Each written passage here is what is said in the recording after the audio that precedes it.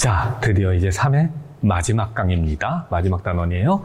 3강은 뭐 인체의 안정성이라든가 이런 개념을 많이 공부를 했어요.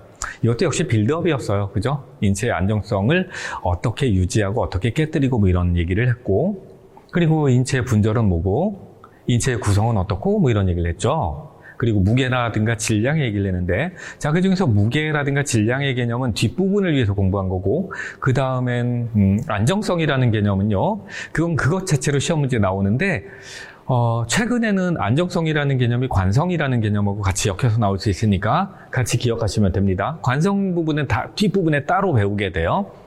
그 다음에 여기가 이제 인체의 지뢰라는 건데, 지뢰가 뭔지는 아시죠? 그죠? 뭐 돌 같은 거 파낼 때, 쓰는 그런 도구들도 지뢰라고 하고요. 못 같은 걸 뽑을 때 쓰는 장도리도 지뢰의 원리를 이용하는 건데, 지뢰가 그런 종류만 있는 건 아니에요. 지뢰는 굉장히 다양한 응용을 가져요. 그리고 중학교 때 공부하셨던 게 조금 기억나시는 분들은 1종 지뢰, 2종 지뢰, 3종 지뢰, 이렇게 지뢰의 종류가 3가지가 있다는 것도 기억나실 것 같아요. 그리고 그때 제가 가르치는 아이들이 이제 지뢰를 외우고 그걸로 과학 시험 보고 이러니까 제가 가끔 이렇게 들여다보다가 이해를 못하는 건 설명해 주기도 하는데, 그 지뢰에서 시험 문제 나오는 건 이게 몇 종 지뢰예요. 구체적으로 나타나는 어떤 물체가 있을 때, 도구가 있을 때 이게 몇 종 지뢰냐, 이걸 물어요. 근데 우리는 인체 역학, 인체에 들어있는 역학적 원리를 공부하는 거니까 우리의 운동 동작에서 발견되는 지뢰를 찾아내실 수 있어야 된다는 겁니다. 그래서 여기는 그걸 외워야 되는 거예요. 자, 그럼 이제 보면 인체는 골격, 근육으로 구성되어 있다. 이건 앞에서부터 계속 했던 얘기니까 그냥 넘어가도 되는 거죠. 근데 이게 일종의 기계예요. 기계. 지금 여기 그림을 그려놨는데 이 사람이 물건을 들어 올리고 있는 걸 엑스레이로 찍어본 거다라고 가정을 해보자고요. 그러면 지금 이 사람이 물건을 들어 올렸는데 이 들어 올릴 때 힘이 어디서 발생했을까? 이렇게 들어 올렸으니까. 이렇게 들고 있을 때 어디가 제일 아파요? 거기가 힘을 쓰는 거잖아요. 아마 여기 아니겠어요? 여기? 그죠? 요 근육을 쓰겠죠. 이 근육을. 그래서 들어 올리는 거고요. 그 다음에는 지금 이제 다리 힘도 좀 써야 되네. 허벅지도 써야 되고 그런 거죠. 여기도 쓰겠다, 여기도. 발을 뻗은 걸 보면. 앞 근육을 좀 쓰겠네요. 이렇게 힘을 쓰면서 몸을 들어 올렸고 어깨를 들어 올리고 있는데 이건 몇 종 지뢰게. 이런 식으로 시험 문제에 나올 수 있다는 거예요. 그리고 인체는 바로 이렇게 근육과 뼈대로 지뢰의 원리를 사용해서 운동을 만들어낸다는 거죠. 자, 여기가 이제 그런 내용이고요. 그런데 이제 독립된 활동을 하는 8개의 분절이 있다. 8개의 분절이 있다. 그럼 8개의 분절을 한번 구분해 볼까요? 일단은 한 덩어리가 있어요. 한 덩어리. 독립된 운동을 하는, 그리고 몸통도 한 덩어리라고 봐요. 2개. 그 다음에 양쪽 다리 다 세지 않고요. 양쪽 다리 하나씩만 셀게요. 허벅지 있는데, 종아리 있는데, 발 있는데. 그 다음에 팔도 상완, 하완, 손. 그럼 모두 몇 개의 덩어리가 나오냐면 하나, 둘, 셋, 넷, 다섯, 하나, 둘, 셋. 하나, 둘, 셋, 넷, 다섯, 여섯, 일곱, 여덟. 8개가 나오죠. 그죠? 하나, 둘, 셋, 넷, 다섯, 여섯, 일곱, 8개의 덩어리가 나오는 거예요. 팔, 다리는 하나씩만 세면 됩니다. 이렇게 8개의 분절이 있다는 겁니다. 각각의 분절은 그 크기나 부피의 차이가 있고요. 따라서 역학적 특성에도 차이가 있습니다. 그리고 아까 기계 구성이라고 했는데 힘을 발휘하는 근육의 위치도 좀 다르잖아요. 그런데 이제 이런 기계 구성은 다 지뢰로 설명할 수 있단 말이에요. 힘이 어디서 작동하는가? 지뢰 때는 어딘가? 그래서 그 역학적 특성의 차이가 있다는 말은 결과적으로 지뢰로 설명할 때 각각 다른 지뢰로 불러줄 수 있다는 거예요. 그래서 인체 지뢰란 기계적 특성을 가지는데 운동 시 뼈를 지렛대 삼아서 근육의 수축과 이완을 통한 지뢰의 원리에 따라 힘과 이동거리, 힘의 이익을 보거나 아니면 이동거리의 이익을 얻거나 이럽니다. 우리가 지뢰를 사용하는 이유는요, 우리는 일반적으로 이제 힘의 이득을 얻는 지뢰를 주로 많이 봐요.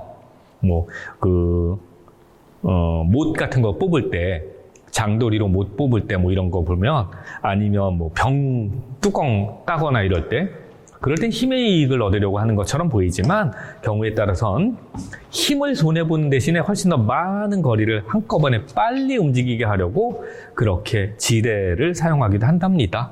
이제 그런 걸 보게 될 겁니다. 인체 분절 모형을 하나 그려드렸고요. 이 그림은 원래는 이제 저는 다빈치 그림을 좀 보여드리고 싶었는데 다빈치 그림이 안 나오더라고요. 자, 머리 한 덩어리, 두 덩어리, 세 덩어리, 네 덩어리, 다섯 덩어리, 여섯 덩어리, 일곱 덩어리, 여덟 덩어리 이렇게 8분절이에요. 8분절이 있다. 8분절이라는 개념만 아시면 돼요. 그 다음에 이제 인체 지뢰로 넘어왔습니다. 인체 지뢰. 지뢰는 축을 중심으로 회전할 수 있는 비교적 단단한 막대기로 구성되어 있는 단순한 기계장치다. 굉장히 단순하지만 굉장히 활용도가 높죠. 그리고 지뢰는요, 일반적으로 지뢰, 가장 좋은 지뢰는, 흔하게 보는 지뢰는 이런 거죠. 이 돌이 있는데, 이 돌을 굴리고 싶어. 그러면 어떻게 하면 되죠? 여기에 막대기를 이렇게 꽂죠. 그 다음에 여기에다가 받침돌을 하나 집어넣죠. 그 다음에 이 돌을 이 방향으로 이렇게, 이 막대를 이렇게 당기면 이 돌이 또르르 앞으로 굴러가죠. 그죠? 이렇게 굴러가겠죠. 이게 대표적인 지뢰의 형태잖아요. 그런데 이 지뢰는요, 결국은 이 물체에, 이 축을 중심으로 뭔가 각이 변화해요. 각이. 그러면서 각운동을 하고 있단 말이에요. 근데 각운동은 앞에서 뭐라 그러냐면 회전운동이라고 했었지 않습니까? 그리고 회전운동이라는 건 결국은 각운동, 회전운동이 되는 거고, 회전이 있다는 얘기는 토크가 발생했다는 거예요. 핵심은 토크가 돌림 힘이거든. 토크가 지금 어디서 발생한 거예요? 이게 토크로 작동하는 거지. 이게. 이런 형태가 가장 이제 흔하게 우리가 생각하는 지뢰죠. 근데 이건 되게 복잡한 구조는 아니라는 거예요. 그래서 아주 단순한 기계다. 지뢰는 다음의 균형 상태에선 움직임이 일어나지 않더라라고 했어요. 그래서 여기서 이제 제가 왜 웃고 있냐 하면, 역학은 계산 문제라고 생각하시는 분들이 여기서부터 계산이라고 생각하는 거예요. 여기부터. 공식이 있어. 뭐 곱하기 있고, 뭐 등호기호 있고, 막 이러니까 여기 계산인가 봐 이러는데, 이거 실제로 계산 문제라고 나오기도 했는데 이게 무슨 계산이에요? 자, 봐요. 이게 지뢰란 말이에요. 이 지뢰를 좀 다시 단순화해서 보여드릴게요. 이 지뢰를 단순화해서 보면 어떻게 되는 거냐면 이렇게 되어 있잖아요. 그 다음에 이 위에 안 돼! 이렇게 선이 하나 있고, 이 선 끊어졌는데 지금 약간 기계에 좀 문제가 있어요. 그리고 이렇게 물체가 있고요. 이렇게 물체가 얹혀져 있는 거로 보자고요. 이건 파란색 물체라고 할게요. 이 형태가 대표적인 지뢰잖아요. 그랬을 때 이제 이 물체를 이용해서 이 지뢰를 작동시키려고 해요. 그러면 이제 이렇게 가해지겠죠. 그죠?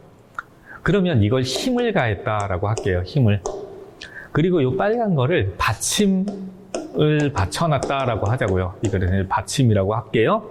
그 다음에 노란 걸 뭐라고 할까요? 그러면 이 힘을 사용해서 이 물체를 이동시키려고 하는 거니까 여기를 뭐라고 하자. 이 물체는 이렇게 올라가게 될 텐데 여기를 작용하는 부분이라고 해서 작용이라고 할게요. 작용. 아니면 이 작용은 저항으로, 이 힘에 대한 저항으로 작용하는 거예요. 그래서 작용이라고도 하고 저항이라고 해도 돼요. 그랬을 때요, 이 힘과 이 작용팔과 그리고 이 물체와 저항과 저항팔이 완전히 비례해. 그래서 요만큼의 덩어리하고 요만큼의 덩어리가 똑같아 라고 하면, 그러면 이 시소 형태의 지뢰는, 시소도 지뢰인데 이 시소는 흔들릴까요? 안 흔들릴까요? 움직일까요? 안 움직일까요? 안 움직이죠. 멈춰 있겠다는 얘기죠. 저 공식은 사실은 그런 거잖아요. 그죠? 그런데 이제 이걸 깨뜨리려면 되죠. 힘을 조금 더 세게 하든가 아니면 저항을 세게 하든가 이러면 이제 이 균형이 깨져서 그때부터 지뢰가 움직이겠죠. 그걸 저렇게 써놓은 것 뿐이에요. 그러면 이제 시험 문제를 만들 때 이 사람들이 어떻게 만들까? 출제자가. 그러면 저항의 크기는 X인데 힘팔은 1m야. 힘팔 1m고 이 저항팔, 작용팔도 1m야. 그러면 여기가 1이야. 여기가 1이야. 근데 요거는 50이야. 50이야. 그러면 여기가 얼마일 때 이게 균형을 유지하겠니? 이런 식으로 문제 내는 거예요, 그냥. 그럼 계산만 하면 되는 거지. 그런데 이제 그렇게 내면 너무 심심하니까 여기가 2야, 여기는 1이야. 그럼 여기는 얼마가 되겠니? 이런 식으로 내는 거죠. 그러면 어떻게 돼요? 그러면 이게 같으려면 얘가 이거에 이 무게의 2분의 1이어야 되는 거네. 여기가 2로 늘어나고 여기가 1이면 여기가 적어도 절반이 돼야지 그 비례가 유지되는 거잖아요. 이게 계산 문제입니까? 이건 계산 문제가 아니잖아요. 그죠? 그런데 인터넷에 보면 이런 걸 계산 문제래. 이게 왜 계산 문제야? 이건 구구단만 하면 나오는 건데. 아마도 정말 수학이 저보다 제가 수학 싫어하는 것보다 더 싫어하는 분들이 내시는 소문이 아닌가 싶습니다. 계산 문제 아닙니다, 이거는. 자, 이 공식은 결국은 힘팔하고 힘의 크기와 저항하고 저항팔의 크기, 거기가 어딘지는 알아야 되는 거죠. 그것이 같으면 움직임이 일어나지 않는다. 균형이 유지된다. 그리고 그 균형을 깨는 것이 핵심이다. 그게 지뢰의 원리다라는 거죠. 자, 인체의 분절도 지뢰의 특성을 가진다. 뼈는 지렛대, 근육은 힘의 역할을 한다. 인체 지뢰도 세상 모든 지뢰는요, 1종, 2종, 3종으로 나눕니다. 그러면 어떤 형태가 1종, 2종, 3종이냐는 조금 이따 말씀드릴게요. 외우는 방법도 말씀드릴게요. 기계 지뢰는 일반적으로 적은 힘으로 큰 저항이나 중량을 들어 올리고 싶을 때 쓰는 거예요. 시소 형태의 이런 것들은. 근데 인체 지뢰는요, 안 그래요. 인체에 들어있는 지뢰는 일반적인 지뢰하고는 좀 다르게 힘의 손해를 감수하면서 운동의 범위나 속도를 증가시키려고 사용해요. 그래서 인체 지뢰의 거의 대부분은요, 어깨 같은 경우인데 어깨 근육이 뼈를 팔뼈 그리고 여기 손가락 이 어깨 근육으로 이 팔 전체를 움직여서 이런 식으로 이동시키는 거예요. 이런 식으로. 그러면 이걸 몇 번만 해보면 뻐근한 데가 힘점이 되는 거거든요. 그럼 어깨죠. 근데 어깨에 요 조그만한 근육으로 이만큼을 이동하면 힘의 손해는 커져요. 하지만 그 힘을 손해보면서 이 이동거리에 이만큼 이상 움직일 수 있다는 거지. 그게 인체지뢰의 거의 대부분이래요. 인체지뢰의. 그래서 힘의 손해는 있지만 운동의 범위나 속도를 증가시키는 거예요. 그러면 그런 동작을 통해서 운동의 효과를 높이는 대표적인 동작이 뭐냐 하면 테니스의 서브, 배구 선수의 스파이크 이런 거죠. 여기도 안 어렵죠, 그죠? 역학 재밌어요, 저는. 지뢰와 같은 도구에서 힘의 크기가 확대되는 정도를 기계적 확대율이라고 해요. 어떤 경우에는 이제 힘을 확대하는 경우도 있는데 그런 경우엔 기계적 확대율이라고 한다. 근데 인체 지뢰는 힘의 손해가 발생하니까 기계적 확대율이 항상 1보다 작아지더라라는 거예요. 힘의 손해가 있다는 말이랑 똑같은 말. 와, 자, 이제 용어 외우십시다. 왜냐하면 시험 문제 1종 지뢰냐, 2종 지뢰냐, 3종 지뢰냐가 나오거든요. 그걸 알려면 용어부터 알아야 돼요. 용어를 어떻게 외우냐면, 자, 앞에 단어만 외우세요. 받침점. 시소잖아요. 시소에 요 가운데에 있는 요걸 받침점이라고 할게요. 받침점. 그 다음에 작용이 되는, 힘을 썼을 때 실제 그 효과가 나타나는 곳을 작용이라고 할게요. 거기를 작이라고 외우세요. 작.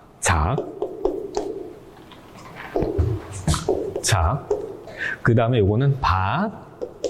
네. 힘은 외우지 않아도 돼요. 왜냐하면 힘점, 받침점, 작용점 3개가 항상 있거든요. 모든 지뢰에는. 근데 우리는 일단은 지뢰의 종류를 3개로 나눌 때 이 힘점, 받침점, 작용점에서 힘점이 어디에 있느냐, 이 세 개의 위치가 어떻게 다르냐를 가지고 외우게 되거든요. 이걸.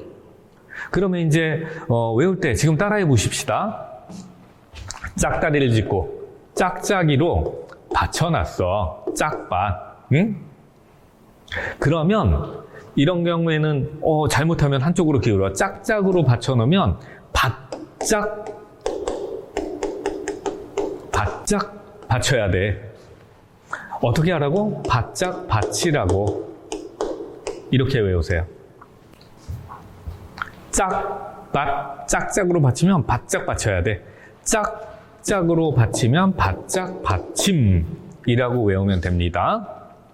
됐죠? 그러면 이제 빠진 것만 채워놓으면 돼요. 빠진 거 한번 채워넣어 볼게요. 짝짝으로 받치면 힘이 하나 빠졌네. 아이고, 이젠 펜들 힘도 없구나. 정말 지쳐버렸구나.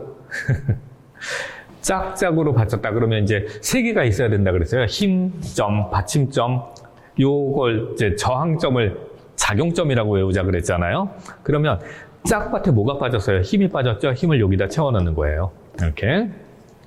그 다음에 바짝 여기 또 힘이 빠졌네. 힘을 여기다 채워요. 받침 뭐가 빠졌죠? 그러면 여기다가 작을 채우면 됩니다. 그런데 이 세 개로 외우면 잘 못 외워요, 사람이. 손가락이 왜 5개냐면 한 번에 5개만 외우라고 5개예요. 농담이 아니에요. 여러분 한 번에 5개 이상 못 외워요.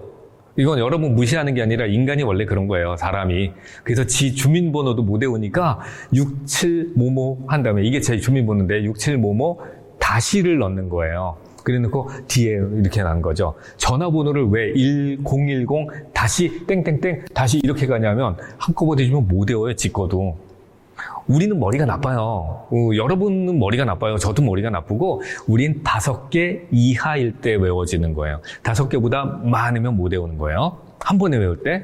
그런데 5개도 이제 많은 거야. 그러니까 3개만 외워요. 3개도 못 외워? 그럼 2개로 외워요. 2개로 외우는 게 낫지. 이거 뭐. 이렇게. 뭔 말인지 알겠죠? 이런 외워져요.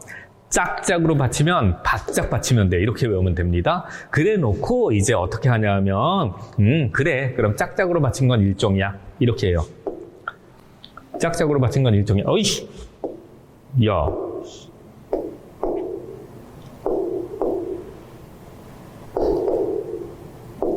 응? 왜 그러지?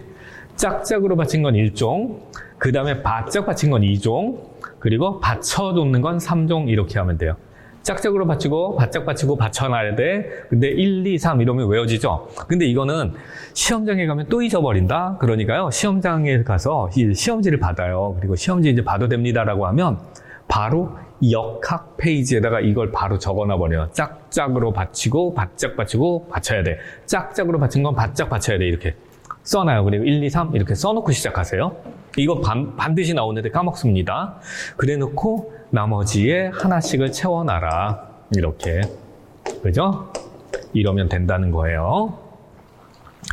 지금 이 지뢰에 사용되는 용어들과 함께 지뢰의 구분, 1종, 2종, 3종을 구분하는 방법까지 설명드린 거예요. 지금 일단 외우세요. 어차피 뒤에서 한 번 더 나오지만, 다음 페이지에 나오지만 지금 하나를 외워놓으세요. 그 다음에, 네. 별거 없어요. 별거 없고, 날개 좀 보죠. 날개. 481페이지의 날개에 보니까 지뢰의 평형이라고 하면서 힘8, 힘 곱하기 힘8의 길이, 저항 곱하기 저항8의 길이 하면서 예시 문제가 있습니다. 이 예시 문제 좀 잘 보세요. 조금 아까 봤는데, 그러면 시소 중심에서 2m 지점에 그러니까 100뉴턴, N이라고 읽어도 되고 뉴턴이라고 읽어도 되는데 그냥 우리는 짧게 N이라고 하죠. 100N인 물체가 놓여 있다면 시소의 평형을 유지하기 위해서 400N의 물체는 중심에서 몇 미터에 놓아야 할까라는 거예요. 그럼 계산 공식이 아까 있었잖아요. 그죠? 100N, 400N이 있고 2m라는 그 저항팔의 길이 이런 게 있었습니다.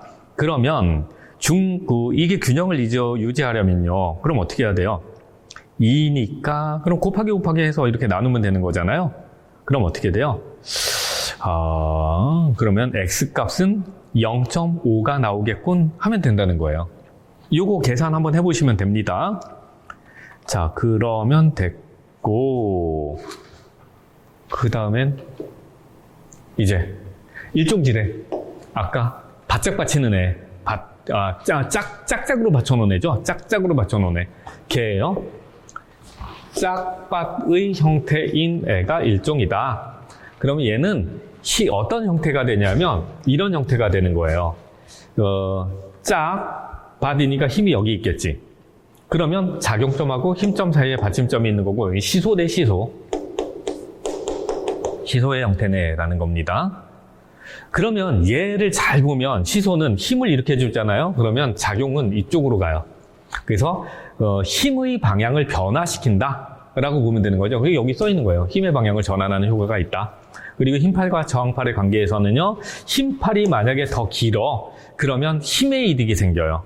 힘팔이 길면 길수록, 힘팔이 길면 길수록 이 힘이 덜 들어. 힘을 덜 줘도 돼. 그러니까 보통 보면 시소를 탈 때 가벼운 아이가 그 더 길게 앉는 거고요. 여기서 중심에서 멀게 앉는 거고, 무거운 아이가 가까이 앉아야 이 균형이 유지된다는 얘기예요. 그 얘기하고 똑같아요. 그래서 그 힘팔과 저항팔의 관계에서 힘팔과 저항팔, 그럴 때 힘의 팔이 길어지면 힘의 이득이 생깁니다. 적은 힘으로 운동을 만들 수 있어요. 그리고 근데 이건 운동의 속도나 운동의 범위가 좁아져요. 상상해봐요. 이걸 길게 나서 이만큼을 움직였더니 얘는 요거밖에 안 움직여. 이런 개념이죠. 그 다음에 힘팔이 저항팔보다 작아. 그러면 어떻게 돼요? 운동 범위나 속도에는 이득이 있어요. 왜냐하면 요만큼만, 요게 이제 이 힘팔이 요만큼의 길이야. 그러면 요만큼만 움직여도 얘는 이만큼씩 움직이게 되거든요. 그래서 운동의 범위나 속도에는 이득이지만 힘에는 불리해요. 힘의 손해가 발생한다는 거죠. 그럼 일상생활에서 발견할 수 있는 이런 경우는 가위예요. 그리고 시소, 양팔저울, 장돌이, 삽으로 땅에 있는 돌을 파낼 때의 동작, 이게 일종입니다. 이게 왜 일종인지 한번 곰곰이 생각해 보시면 됩니다. 그런데 예전에는 이런 것들도 시험 문제 나왔는데 요즘은 이제 사람 몸에 있는 구조를 가지고 일종을 찾아라는 식으로 조금 문제가 바뀐 것 같긴 합니다. 그 다음에 이 종이에요. 아까 짝짝으로 받치면 바짝 받쳐야 돼 할 때 바짝에 해당하는 게 이 종이죠. 바짝에 해당하는 게. 제가 여러 번 반복해드리는 이유는 외우셔야 되기 때문에 그래요. 얘는요, 어떤 형태냐면 이런 형태입니다. 이런 형태. 이 대표적인 형태가 뭐냐면 이렇게 생긴 도구 아실 거예요.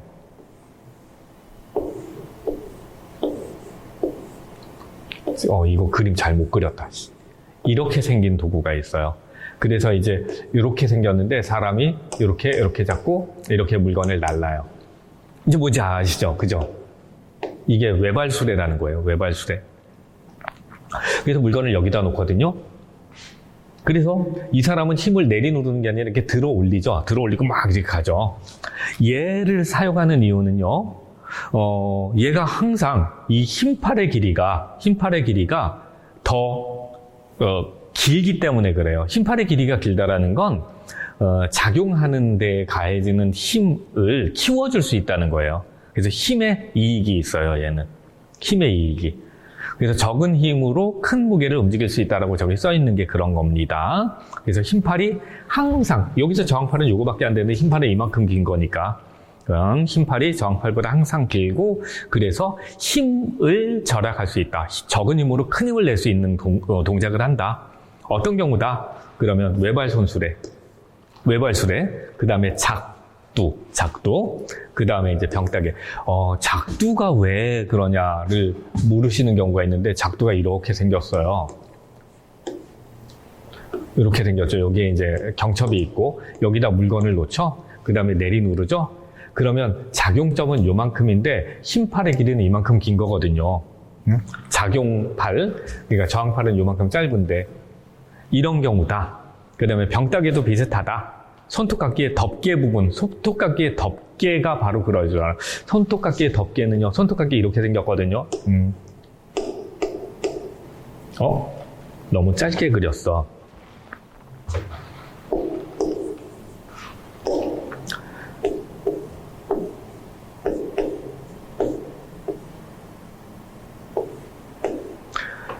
손톱깎이는요, 이렇게 생겼죠? 이렇게 생겨서 요 톱니와 요 톱니가 만나게 해야 되죠? 그러면 요 손톱깎이는 옆에서 보면요, 이런 구조를 가집니다. 이런 구조. 근데 요걸 내리 누르기 위해서 여기에 이렇게 생긴 도구를 만들어요. 이렇게 생긴 도구를 만들어서 이걸 내리 눌러서 여기에 힘이 가해지게 이런 식으로 만들죠. 그죠? 내리 눌러서. 그러면 요만큼이 저항팔이 되는 거고 이게 힘팔이 되는 거예요. 이 덮개에 내리 누르는 부분이. 거기가 바로 이종종 지뢰가 된다는 겁니다. 그 다음에 이제 3종 지뢰. 3종 지뢰는 받힘으로 시작된다 그랬죠? 받힘으로. 그럼 받힘은 얘가 또 어떤 경우냐면 힘팔과 저항팔의 관계에서 저항팔이 힘팔보다 항상 길어요. 어떻게 생겼다? 이렇게 생겼다라는 겁니다. 이렇게 생겼다. 그러면 이제 힘을 여기다 주는 거예요. 힘을. 그리고 작용은 여기서 가져가죠. 이런 형태는 핀셋이 그런 경우예요. 핀셋이 그리고 손톱깎이에 이렇게 생긴 애들 있잖아요. 이렇게. 요즘 우리가 요리할 때도 쓰는 그 집게 같은 경우인데 이렇게 생겼을 때 이걸 다물게 하려면 힘을 여기다 줍니다. 여기다가. 그리고 받침점은 여기 있죠. 작용은 여기서 일어나죠. 여기서. 그래서 여기가 작용점이 되는 거고 여기가 받침점이 되는 거고 여기가 힘점이 되는데 그래서 받힘작의 형태를 가지는 거죠. 핀셋, 요리용 집게 이런 경우들. 그런 경우가 일상에서 보는 일종 지뢰인데 얘는 작은 힘으로 큰 힘을 낼 수 있다라는 겁니다. 큰 무게를 들 수 있다. 그래서 이런 도구를 쓰는 거예요. 그런데 얘는요, 운동의 범위, 속도에서 유래해요. 작은 힘으로 요만큼만 움직여도 여기서는 굉장히 큰 범위가 움직일 수 있거든요. 그리고 이제 일상에서 일종이라고 되어 있는데요. 일종 틀렸고요. 여기 3종으로 바꿔야 됩니다. 3종으로. 왜 일종으로 되어 있지? 3종의 사례입니다. 라고 했는데 핀셋, 젓가락질, 윗몸 일으키기. 윗몸 일으키기가 왜 이런 형태일까? 윗몸 일으키기를 한번 해볼까요? 이거 그려질까 모르겠다. 윗몸 일으키기를 보면 자, 짠. 잘못 그렸습니다. 일단 다리를 걸죠. 어디에? 다리를 걸고요. 이렇게 만들죠. 그리고 몸이 이렇게 쓰죠. 그 다음에 이제 사람 머리를 이렇게 받치겠죠. 지 머리를 받치죠. 이 사람 같은 경우에는 이제 이걸 잘 보면 이런 형태의 도구랑 똑같이 생긴 거예요. 그죠? 그래서 이렇게 접는단 말이에요. 여기가 이제 받침점이 되는 거거든요. 이 경우에는. 근데 이 힘을 어디서 내냐면 복근으로 만드는 거예요. 복근을 당기면 몸이 이렇게 접히는 거죠. 이렇게 움직여서 접히는 거죠. 이런 경우가 대표적인 3종 지뢰의 형태입니다. 힘점이 여기 있고, 그죠? 힘점이 여기 있고, 받침점은 여기 있고, 받침점이 여기 아니에요. 이 잇몸 일으키기 같은 경우는 엉덩이가 받침점이에요. 그 다음에 여기가 이걸 들어 올려야 되는 거니까 여기가 작용점이 되는 거예요. 받침작이잖아요. 이렇게 이제 운동 동작에서도 좀 찾을 수 있으셔야 되는데 결국은 어쨌든 그런 거다. 그 다음에 이제 삽질인데 삽질이 두 종류가 있어요. 돌을 파낼 때의 삽질하고 흙을 퍼서 이렇게 들어 올리는 삽질하고는 좀 달라야 된다는 거예요. 응? 이 삽질이 왜 또 3종 지뢰냐? 이것도 계속 질문을 많이 하시기 때문에 지금 설명드리는 겁니다. 삽질은 삽이 있는데 손을 여기를 잡아요. 여기를 이렇게 잡아요. 사람이. 그 다음에 또 한 손으로는 여기를 잡아요. 이렇게. 그림이 이상하게 됐는데 이렇게 해서 이제 팔꿈치 모양이 달라져서 운동의 방향이 좀 이상해졌다. 이렇게 했을 때 이렇게 잡습니다. 이렇게. 그래 놓고 잡은 다음에 힘을 어딜 주냐면 여기가 힘을 주는 거예요. 여기가 힘이 되는 거예요. 여기가 뭐겠어요? 그러면 여기가 받침점이 되는 거고 여기가 저항점, 작용점이 되는 거예요. 네. 그러면 어떻게 돼요? 받침작이 되는 거죠. 받침작. 그래서 들어 올리기 때문에 여기에 힘을 줘서 여기에 작용을 만든다. 그래서 이것도 3종이 되는 겁니다. 받침작으로. 자, 그러면 이제 이 정도가 3종 지뢰에 대한 대략의 3가지 종류에 대한 대략의 설명이었습니다. 말이 쓸데없이 긴 거예요, 여기는. 근데 이제 주변적인 개념들을 좀 볼게요. 지뢰와 토크라고 되어 있어요. 지뢰와 토크. 아까 그랬죠? 지뢰라는 도구들은 언제나 돌림 힘을 만든다. 그래서 토크를 만든다라는 거죠. 지뢰는 한 개의 축을 중심으로 회전한다. 회전력을 항상 만들고, 그래서 토크라고 불리는 회전 효과를 만든다. 토크를 크게 하려면 어떻게 하는 게 가장 좋다? 그러면 돌림 힘 만들 때 힘팔의 길이를 길게 하는 게 가장 편하다. 그래서 이렇게 생긴 보통 공사장에서는 이걸 목스라고 하는데요. 이걸 토크 렌치라고도 부르는 거 있어요. 그래서 여기에 육각형의 이렇게 구멍이 파여 있고요. 육각 렌치 돌리는 것들이 있어요. 이렇게 생긴 나사 돌리는 거 있거든요. 그림팁 진짜 못 드린다. 이런 경우에는 여기가 길면 길수록 이 나사를 돌리기가 훨씬 더 쉬워요. 그죠? 힘팔의 길이를 크게 하는 게 좋다. 상완 이두의 컬 같은 경우에는 상완 이두근의 짧은 힘팔로 작용한다. 상완 이두근이. 자, 봅시다. 상완 이두근의 컬이 뭐죠? 이거죠? 그러면 이런 경우에는 어디가 힘이다 라고 생각하시면 돼요. 사람의 주먹이 이렇게 있고요. 그리고 여기에 덤벨을 이렇게 들었네요. 덤벨을 듭니다. 그리고 이렇게 되어 있고요. 팔꿈치가 있고요. 그 다음에 이제 이렇게 되어 있습니다. 이 상완 이두근은 요 근육인데요. 이 동작을 할 땐 이 이두근이 수축합니다. 이렇게 수축하는 데가 여기가 힘인 거죠. 그럼 받침점은 지금 어디예요? 여기가 받침점이죠. 여기가 받침점이고 요게 작용점이 되는 거죠. 그럼 어떻게 돼요? 짝받침이 되는 거예요. 짝받침. 그럼 짝짝으로 받쳐놓은 그런 형태네. 응? 짝짝으로 받쳐놓은 건 일종이죠. 그러면 이런 경우에는요, 요 상완 이두근이 힘이 되는 곳이다라는 거지. 그 다음엔 토크라는 힘과 축에서 힘까지의 수직거리, 관성 모멘트라 그랬는데 이거는 지금은 모르셔도 돼요. 이따가가 아니라 뒤에 단원에서 이제 회전동이라는 것을 진짜로 배울 때 그때 다시 한번 나올 테니까 지금은 그냥 넘어가죠. 어쨌든 지뢰는 토크를 만든다라는 것만 아시면 됩니다. 그러면 다음 보기에서 설명하는 인체 지뢰의 종류는 뭐냐? 물체의 저항점이 힘점과 저항이 있고, 그럼 저항이 이제 작용이거든요. 작용이 있고, 힘의 작용점과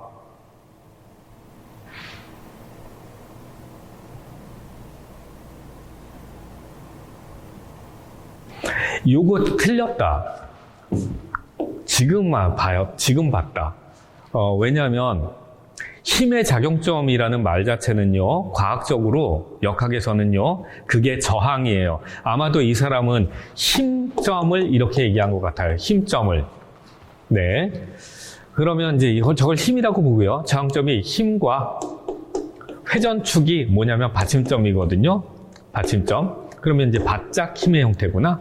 네, 바짝 힘의 형태구나. 그러면 결국은 이종 지뢰를 저렇게 설명했나 본데, 자, 이거는 다음에 스포츠 지도자에 또 저런 식으로 문장을 만들면 이건 이의 제기해야 됩니다. 과학에서요, 역학에서요, 힘의 작용점이라는 건 힘의 작용점이라는 건 저항점을 말하는 거예요. 힘점을 말하는 게 아니라. 근데 이런 형태다. 그리고 힘팔이 언제나 가장 이렇더라. 그러면 이제 바짝 힘의 형태를 말하는구나 라고 봐주고요. 그럼 이제 몇 종 지뢰인지 나오죠? 이종 지뢰로 말해주면 안 되는데 직접 푸셨어야 되는데. 자, 엎드려 팔굽혀펴기가 왜 이종 지뢰일까요? 엎드려 팔굽혀펴기가 왜 이종 지뢰일까요? 그것도 한번 생각을 해보셔야만 합니다. 같이 생각해보죠. 자, 몇 개만 해드리는 거예요. 이제는 여러분들이 직접 하셔야 돼요. 자, 사람이 엎드려 있죠? 엎드려 있어요. 그리고 이렇게 있고요. 그리고 팔로 이렇게 받쳐요. 이 사람은 여기가 받침점이 되는 거예요. 받침점이 되는 거고요. 그 다음에 이 사람이 들어올리고 있는 몸의 무게가 어디냐면 이만큼이에요. 이만큼. 그죠? 그 다음에 힘은 어디로 쓰는 거예요? 힘은 요 팔로 쓰는 거잖아요. 그러면 어떻게 돼요? 여기가 작용점이 되는 겁니다. 그래서 바짝 힘의 형태가 되는 거다. 운동 동작 아니면 인체 동작을 다 이런 식으로 한 번씩은 봐줘야 됩니다. 여러분들이 직접 하셔야 돼요. 저처럼. 그렇게 되면 인체의 내부에 있는 지대를 이렇게 이름 부르기가 되게 쉬워져요. 자, 이제 다 됐고, 인체질의 구성이라는 겁니다. 이런 동작들 조금 아까 좀 봤잖아요. 이게 이제 덤벨 컬의 대표적인 형태죠. 여기가 뭐다? 그러면 작용점이다.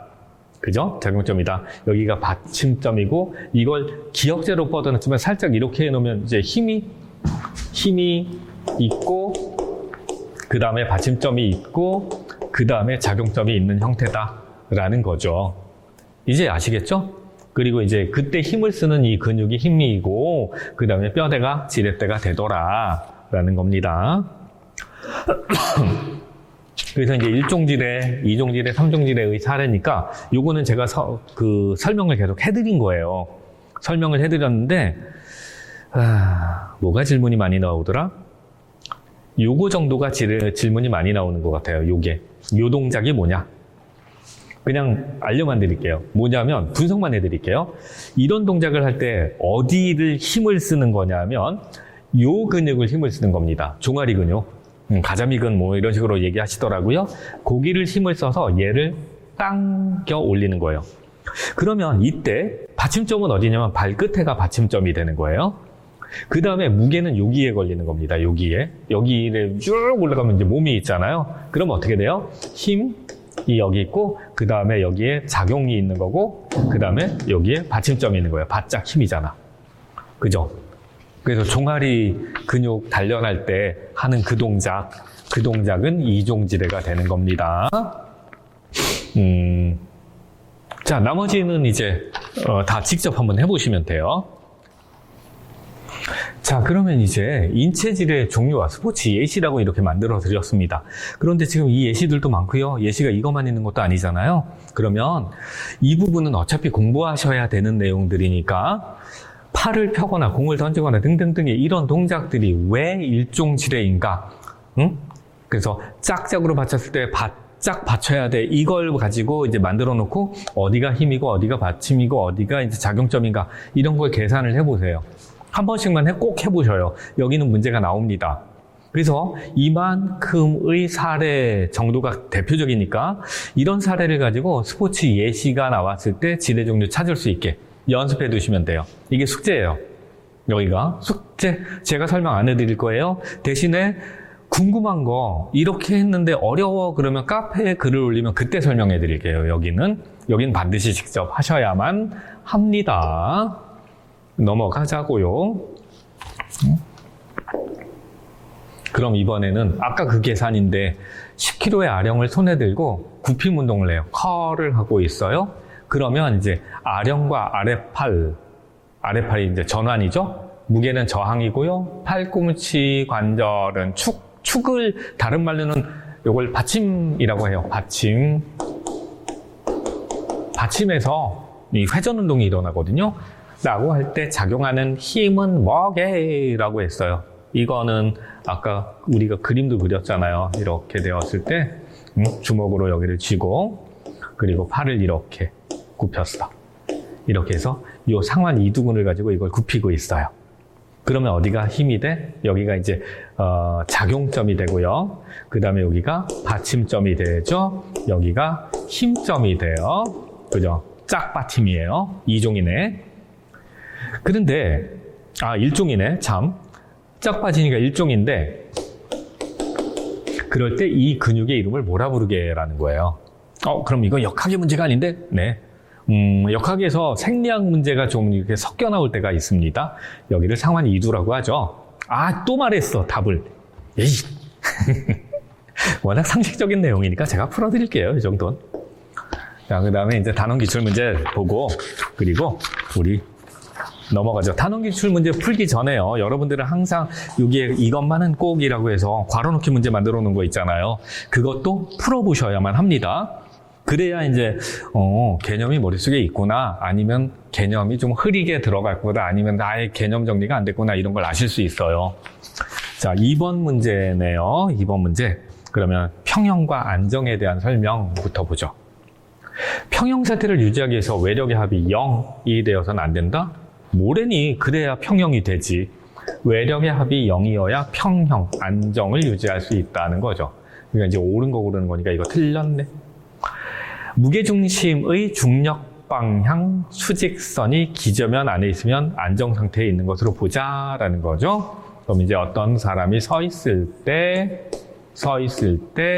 기저는 여기서부터 여기인데 이 사람의 그 중심선이 이 기저 사이에 있다. 그러면 안정적으로 보자. 이건 맞는 말이겠네. 안정을 높이려면 기저를 넓히자. 그 다음에 무게중심의 높이를 높이자가 아니라 그러면 안정이 깨진다. 틀렸네. 그 다음에 물체의 질량은 안정성에 영향을 주는 요소인데 가벼울수록 안정성이 높다고요? 깃털처럼 가벼우면요 쉽게 흔들리죠. 그러니까 틀렸죠. 네, 이런 겁니다. 그래서 답이 2번인데 이 문제는 어렵지 않네요. 다른 뭐 문제가 없나 한번 볼게요. 그러면 그렇죠. 네, 편안하게 넘어가게 만들진 않는구만요. 네, PPT 누가 만들었을까요? 자, 근데 얘는 제가 계산은 안 해드릴 거예요. 계산하는 방법만 한번 볼게요. 시소의 중심이 있다. 시소의 중심을 그리자. 시소니까 이렇게 생겼을 거다.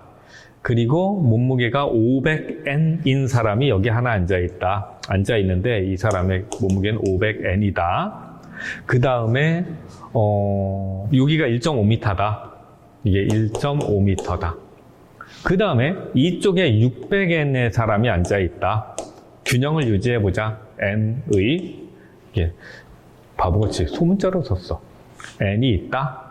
그랬을 때 여기를 어느 거리로 맞춰놔야 이게 균형이 유지될까? 이 사람이 더 무거우니까 여기는 이제 이 팔의 길이는 무조건 짧아져야 되는 거죠. 그죠? 1.5보단 짧아져야 돼. 근데 다 보니까 다 짧아. 그럼 어떻게 하면 돼? 이게 균형을 유지하려면 500 곱하기 1.5는 x 곱하기 600n이 돼야 되는 거잖아요. 이거죠? 이게 이제 계산 공식이잖아요. 이거 계산 못 하시는 분은 난리 난 거죠? 이거 계산 못하면 안 되는데 이 정도는 계산해야 되는데 됐어요? 아니다. 나 바보짓 했다. 죄송해요. 이런 바보짓을 하다니. 곱하기 x죠? 네, x. 이렇게 되는 거죠. 그러면 이제 이 계산이 안 된다. 그러면 그건 문제 있는 거예요. 심각한 문제가 있는 거예요. 저 수학 바보거든요. 그런데 저 같은 수학 바보보다도 수학을 못 하시는 거라 문제 있는 겁니다. 이럴 때는 이제 보통 요거 곱하죠. 1.5 곱하기 600을 하죠. 그죠? 그 다음에는 다시 500 곱하기 x 하죠. 이렇게 되죠. 그래서 이제 x 값을 구하면 되는 거 아니에요? 자, 이제 그건 여러분들이 요거 이렇게 되는 거지. 이렇게 구하시면 될 것 같아요. 요 다음 단계는 여러분들이 하시면 됩니다. 요 다음에 하면 그러면 x 값 나오는 건 금방 돼요. 자, 그렇게 구하시면 돼요. 얘는. 그 다음엔 다른 문제는 설마 없겠죠? 네, 없습니다. 없고, 요 문제 같은 경우가 나왔을 때 이걸 자꾸 계산 문제다, 수학 문제가 나와서 역학 싫어 이러는데 이건 계산 문제도 아니에요, 사실. 이건 초등학교 한 3학년, 4학년 애들도 다 하는 그런 거잖아요. X값 구하는 건. 자, 요 정도니까 역학 겁내지 마시고요. 역학 선택하신 건 되게 잘하신 거예요. 지금까지 할 때 뭐 어려웠던 거 있나요? 없잖아요. 재밌죠? 그죠? 저는 재밌어요. 여러분도 재밌으셨으면 좋겠고요. 자, 이렇게 해서 3강까지를 끝냈고 이제 쉬셨다가 이것만은 꼭 개념 정리하시고 그 다음에 단원 기출 푸시고요. 그리고 복습 잘하시고 쉬시고 이제 4강에서 뵙겠습니다. 고생하셨습니다.